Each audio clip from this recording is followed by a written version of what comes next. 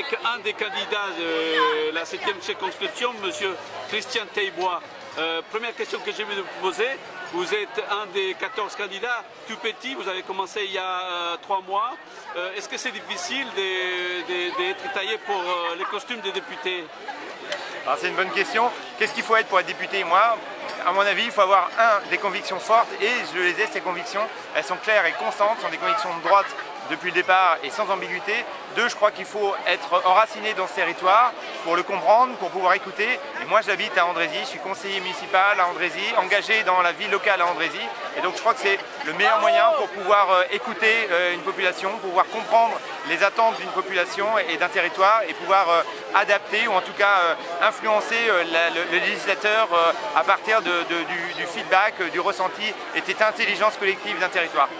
C'est quand même difficile de faire campagne au mois des 3 mois, en sachant bien qu'il faut convaincre non seulement les habitants mais aussi les tissus associatifs.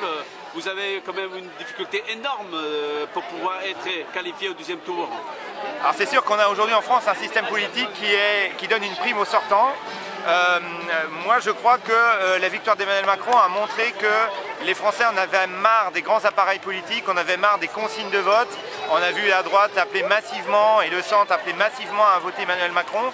Moi je me positionne dans une dynamique de candidats issus de la société civile pour un renouvellement de la vie politique et pour des gens qui ressemblent aux électeurs, c'est-à-dire qui ne sont pas complètement déconnectés. Donc oui, c'est compliqué quand on n'est pas dans le système, mais avec le soutien, et j'ai beaucoup de soutien, avec l'enthousiasme qui m'entoure, je vais jusqu'au bout pour porter ces convictions de droite.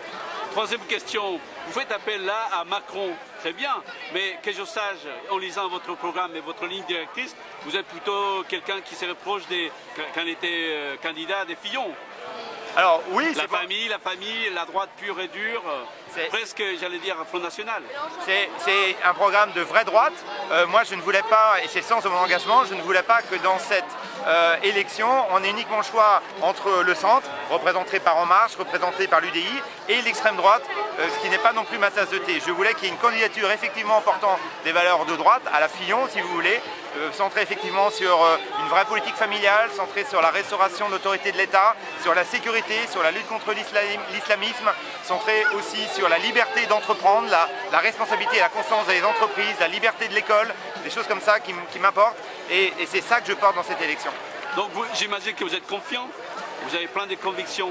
Qu'est-ce qui vous manque pour gagner? Ce qui me manque pour gagner, pas grand-chose, et je pense qu'avec les soutiens que j'entends et le bon accueil que j'entends, je pense qu'une bonne surprise est possible dès le 11 juin.